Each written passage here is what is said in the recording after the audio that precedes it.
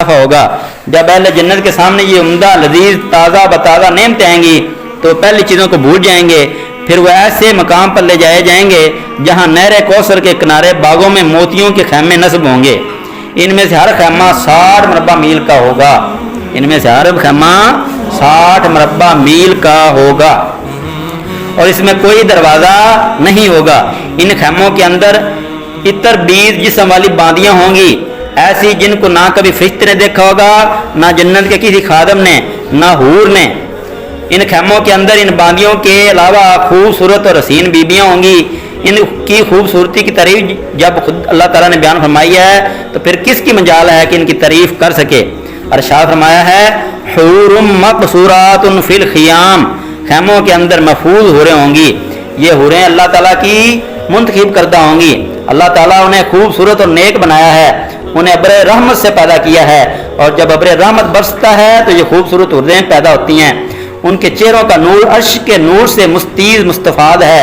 پھر ان حوروں کے گرد موتیوں کے خیمے نصب کر دیے ہیں تاکہ انہیں کوئی نہ دیکھ سکے، گویا انہیں خیموں میں پردے میں رکھا گیا ہے۔ بس وہ صرف اپنے شوہروں کے لیے خیموں کے اندر محفوظ ہوں گی۔ اہل جنت محلوں کے اندر اپنی ان بیویوں کے ساتھ لطف اندوز ہوں گے، اور جب تک اللہ تعالیٰ چاہے گا وہ اس نعمت کو پاتے رہیں گے۔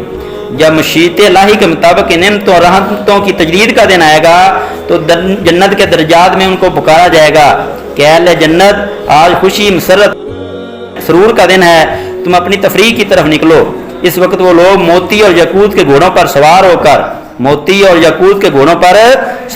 کر اپنے اپنے محلوں کے دروازوں سے نکلیں گے اور فرحت و سرور کے میدانوں میں پہنچیں گے۔ یہ لوگ وہاں پہنچ کر ان باغوں کی سیر کریں گے جو نہر کوثر کے کنارے واقع ہیں۔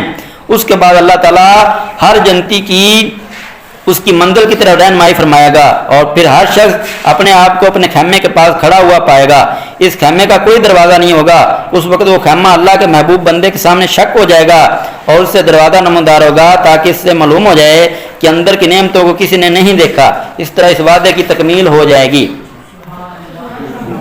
جو اللہ تعالیٰ نے دنیا میں فرمایا تھا کہ فیہن خیرات حسان، اور فرمایا تھا حور مقصورات فی الخیام، اور جن کی صفت یہ بیان فرمائی تھی لم یطمثہن انس قبلہم ولا جان، جنتیوں سے پہلے ان حوروں کو کسی نے نہ چھوا ہوگا اور نہ کسی جن نے۔